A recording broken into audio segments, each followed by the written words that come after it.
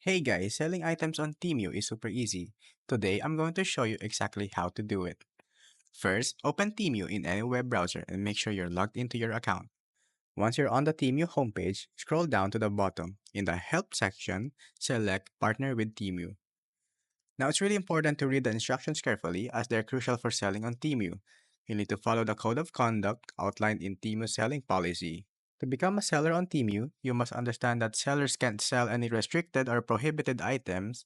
You can see a list of these products by tapping on the Please Click Here option. Once you review the selling process, you'll find an option that says For Sellers. From there, you'll see an email address, seller@temu.com. You need to email them and provide the following information: what you want to sell, why you want to sell, your business address, your logistics information, your merchant information. After providing all your details, submit your email. The Temu team will then verify your information, and once approved, you'll be registered as a seller on Temu. If you need more details about becoming a seller, you can tap on Contact Us at the bottom of the page, and the Temu team will get in touch with you.